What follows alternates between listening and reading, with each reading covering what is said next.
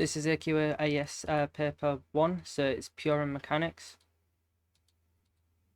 Yeah, that should say 2021 there. Find the coefficient of x in this. Okay, so you can use this formula if you know it. If you don't, then you could just expand, It takes a while, or you could just use Pascal's triangle and only go up to whatever you need to. But if you know how to use this formula, n here is the power of the full binomial, so 4. Okay, and so a would be 3 here, and then b would be x. And if n minus r, we want that to be 1, because we just want it to the power of x. And we know that n is 4. 4 minus r equals 1, so r must equal 3. So if you plug in 3 for r, and then obviously a is 3 from here, and then b is x, just evaluate that, you get 27x. So the coefficient is 27.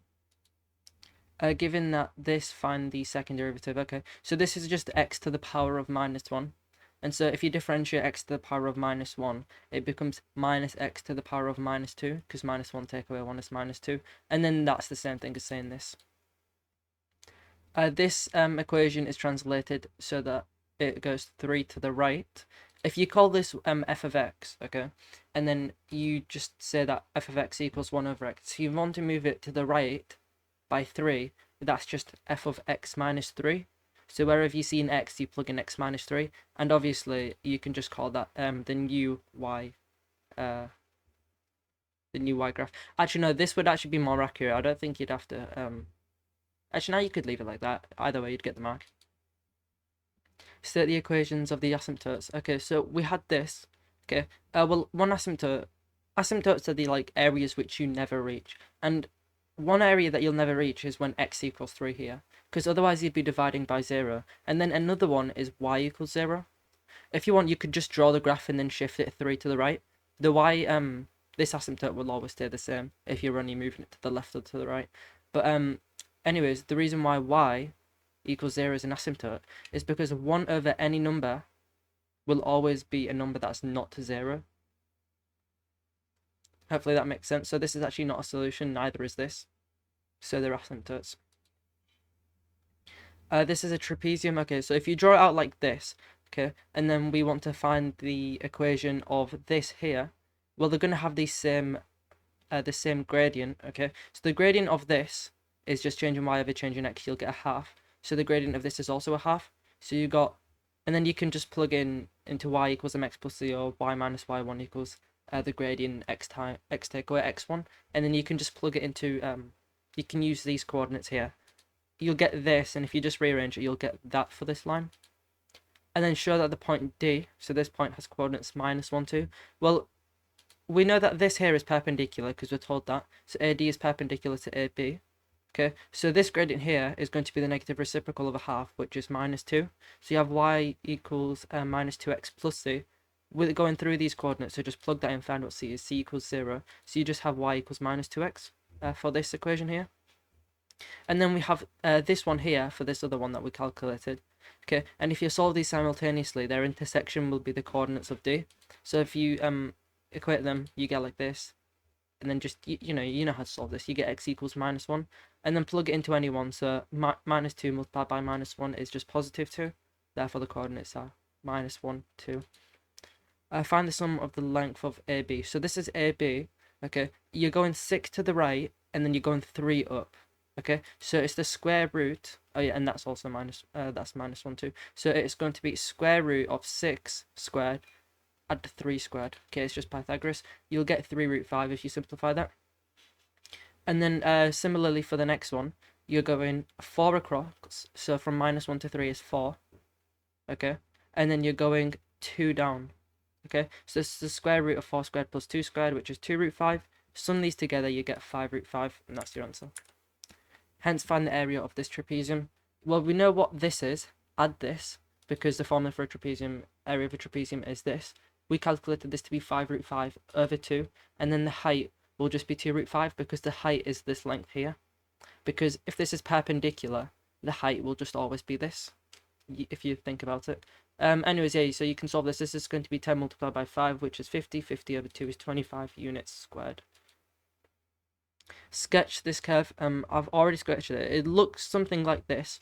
The reason because, first of all, you've got root set a in 3, okay, and also it's a minus x cubed, because you'll make an x squared from this first double bracket, and then you'll multiply it by a minus x, so it becomes a minus x cubed. So instead of going like this, sorry for that, instead of going like this, you'd expect it to go like that, okay, because that's just how an x cubed graph looks like. A minus x cubed graph looks like. So it'll do something like this. And if you think about this here, you've got this root here at a, it's repeated, so you know you'd expect there to be 3 solutions. There are 3, but real ones.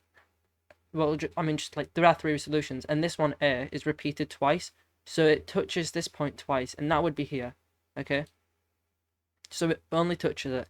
Otherwise if it was below, you'd have one root there and another root and then another root, okay, but it only touches it, so it looks something like that. You don't care about this. I mean, you don't need to find this, but the other root would be 3 here, and you know that a is going to be less than 3 because the question tells you here, so it looks something like this. And this y-intercept here is just when x equals 0. So if you plug in x equals 0 into there, you'll get the y-intercept as 3a squared. Hence, solve this for when it's greater than 0. You don't even need to actually like put much effort into thinking about it, because where is it above the x-axis? Well, it's when x is less than a, so all of this region up here, or it's when x is between a and 3. Okay, just give it in set notation like this. A curve has this equation, a point P on the curve. On the curve, the tangent is parallel to the line. At point P on the curve, the tangent is parallel to the line this. Okay, you've got this here, and then I'm just going to rearrange this so it's like in a usable form. The gradient of it is -1/8, okay, and if it's parallel, okay, they'll have the same gradient, but the gradient function is just dy by dx. So these two mean the exact same thing. So if you differentiate this, you can set it to -1/8. Okay, if you differentiate this, you have to use the chain rule.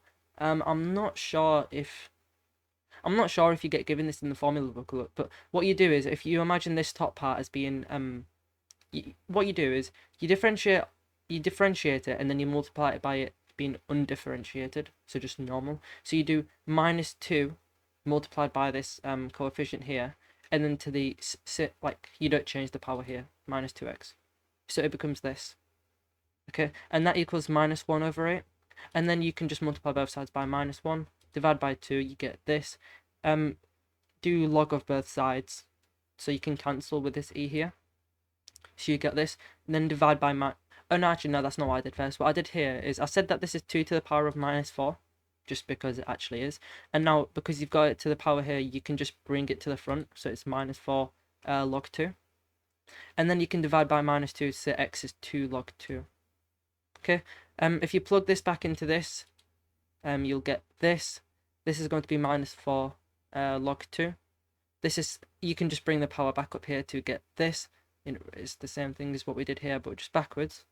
Okay, and then now you can just cancel this with that, so you have 2 to the power of -4, which is 1/16, and then you can just say that the coordinates of this, I changed this here to log 2 to the power of 2, which is just log to the 4, just log 4, just because I wanted it to look more like this, because it didn't say that there was some multiplier in front of it, so I think this is what it wants.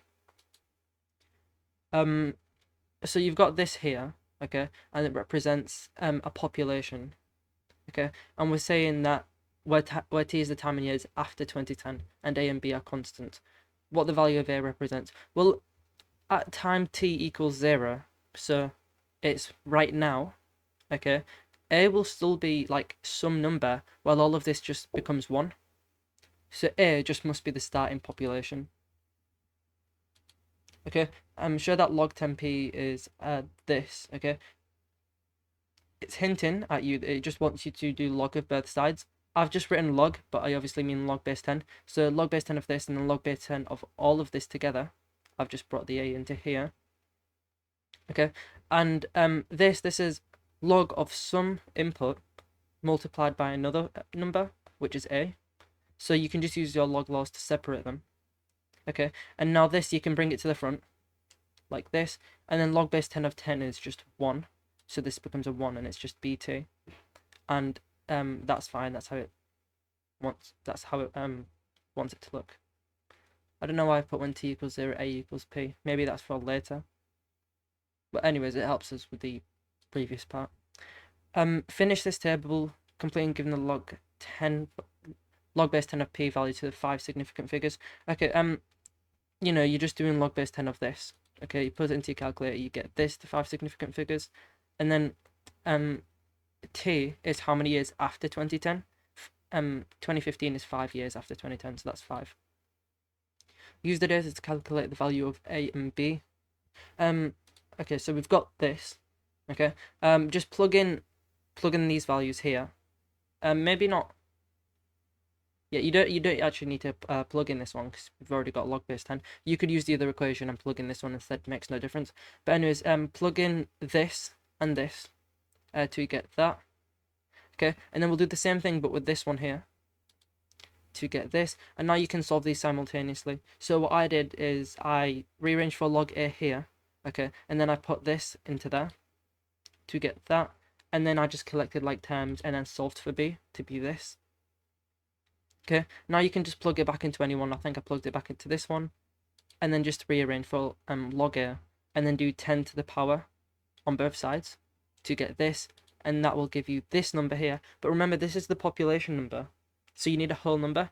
So just round it. So you get 7256. Use the model to estimate the population of the colony in 2024. Okay, so this is the equation with the value substituted in.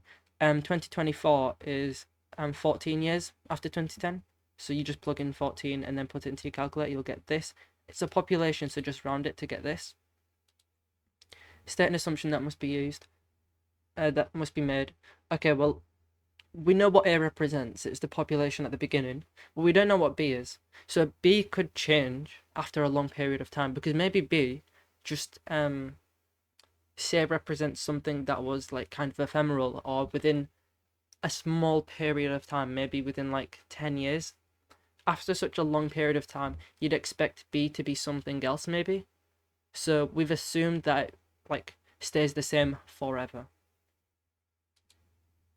Hence, come up with a reason on the reliability of your estimate made in part this. So the estimate that we made about the population number, it's not very reliable. It doesn't take into account external factors like habitat loss, availability of mates, and say availability of food and stuff like that, because this would all affect the population. Show that this is equivalent to this. Tan theta is the same as sine theta over cos theta, so you do that.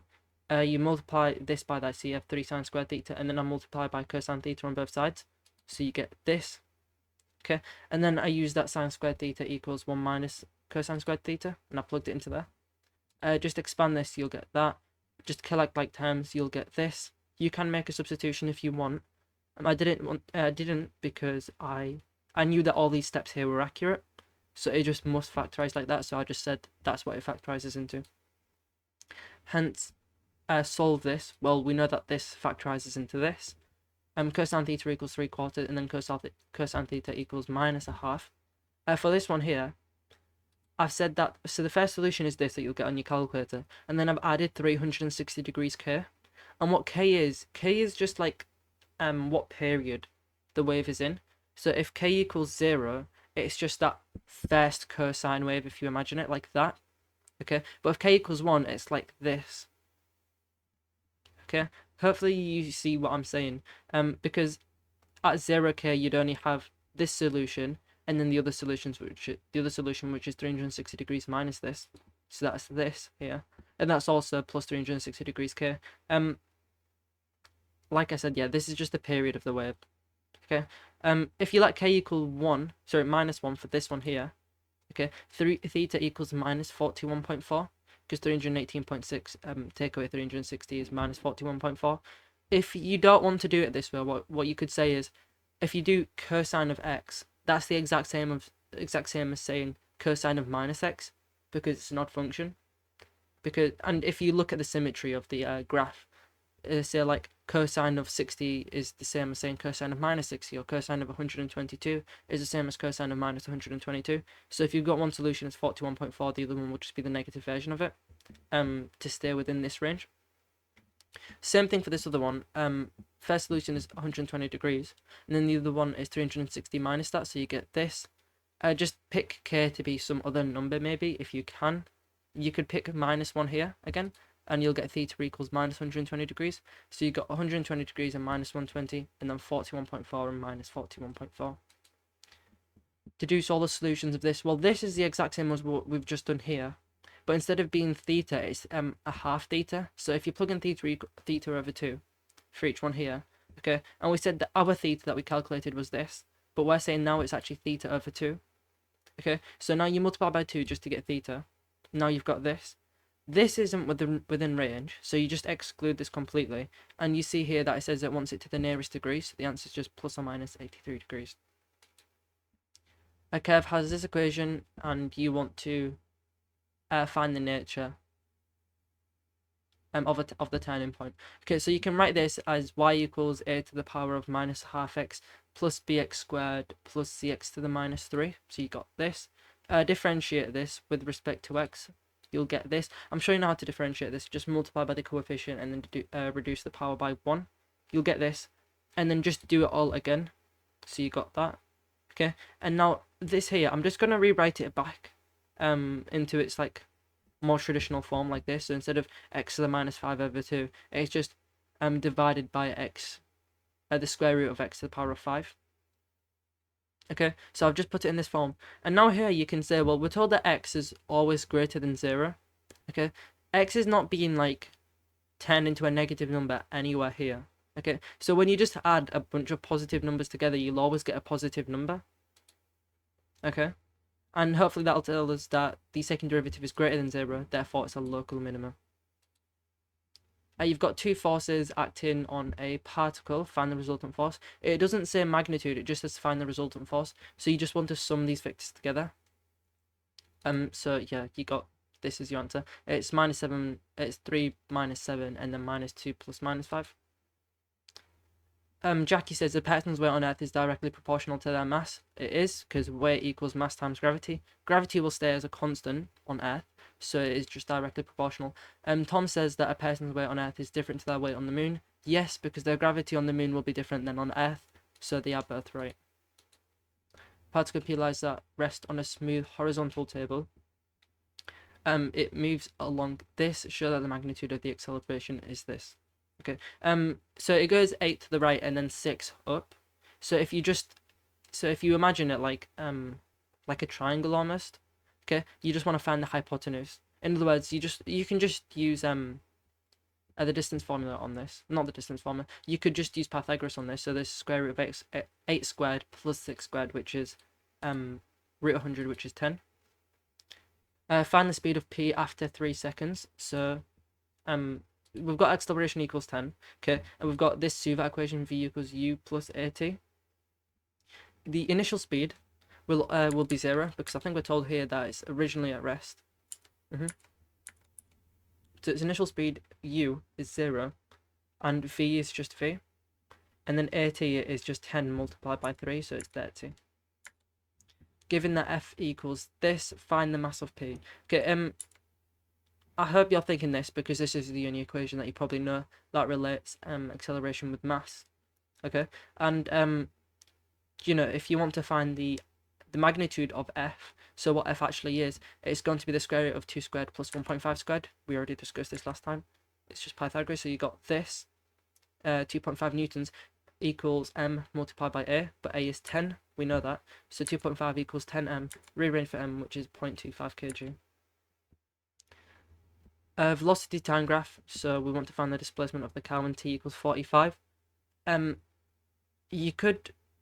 important thing to notice here, it says displacement, not distance, okay? So we're going to need to take away this bottom part here, because what's actually happened is, it said a car. A car's going in a straight line, and then it starts going backwards, okay? So it starts like decelerating backwards in a straight line, okay? And then it starts accelerating back up again, yeah, it just starts accelerating back up again. Okay. Find the displacement of the car when t equals 45. So it's just the area under a graph. You can think about it because if you differentiate velocity, this velocity curve, you'll just get distance, or well, displacement actually. Okay, and when you integrate something, you just find in the area under it. So you want to find the area of this, which is 32 plus 10 divided by 2 times by h, which is 12. Okay, and for that you'll get 252.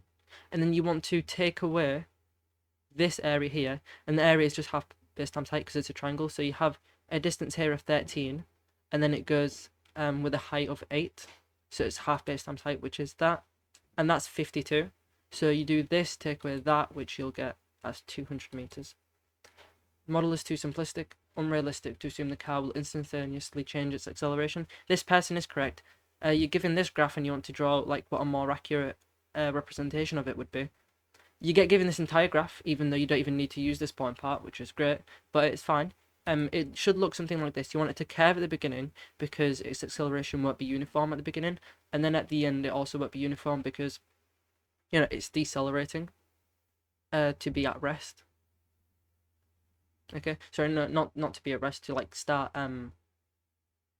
decreasing its acceleration. So it should curve at the beginning, curve at the end like this.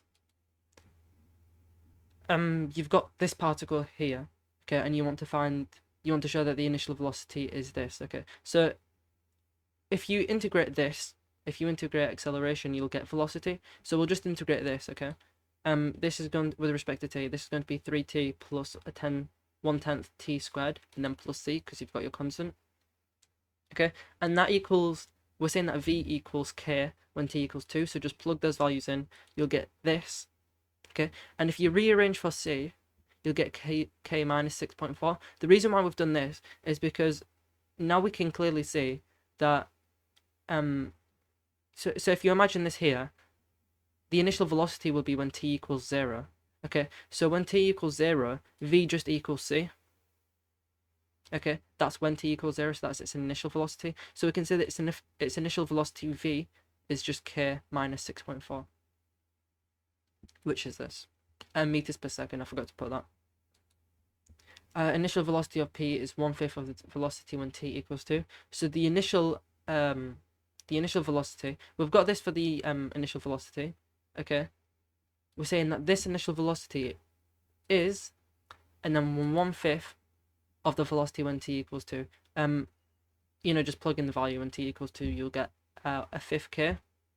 Rearrange this, you'll get this. Rearrange it more, you get 4k is 32, 6k equals 8. You've got this diagram here. It says state one type of force that would be included in the total resistance force. Friction, okay, because there'll be friction between the shelf and this block here. As B moves across the shelf, it experiences a total resistance force of 5 newtons. Okay, first of all, I'm just gonna start writing some forces here, and we want to show that A equals 1. 40 newtons acting down because it's just M times G because that is its weight, and we've got 5 newtons mu or friction acting to the left, as well as air resistance actually because it says total resistance. 10 newtons acting down on this. We're told that to use G equals 10, by the way, that's why I've done that. And one thing that we can say is, this block here experiences a force forwards of 10 newtons, but also experiences a force backwards of 5 newtons. So its total resistance for the magnitude of its resistant force would be just 5 newtons because it's 10 take away 5, which is just 5. Okay, so it actually moves 5 newtons forwards. Okay, we can use F equals ma, where F equals 5, and then its mass equals 5 as well, because when this is being accelerated, it's actually the acceleration of the full system, and the system is just like whatever's connected. So it's the mass of this block here with this ball, I think it is, I don't even know what it is, with this ball here. So it's 4 plus 1, which is 5. So the total mass is actually 5. Okay, so you've got 5 equals 5a, and so a equals 1 if you divide by 5 on both sides. I've kept the diagram here, I've also included the resultant force forwards. When B has moved exactly 20 centimeters, the string breaks. Find how much further B travels before coming to rest. Okay, this is a SUVAC question. You're going to be using this equation here. Maybe just look at it for a little bit. Maybe look at your equation sheet for a bit. Hopefully you realize that you need to use this one because you don't have any time. Okay. We'll look at what happened before and then what happened after when it breaks. So before it broke, its initial velocity was 0. So we can say that v squared equals 2as. Okay. We know that a equals 1, and then its displacement is just 0.2. Okay. So you can just say that. Okay, so v squared equals 0.4. Okay, I'm not going to just find v yet. You can if you want, makes no difference.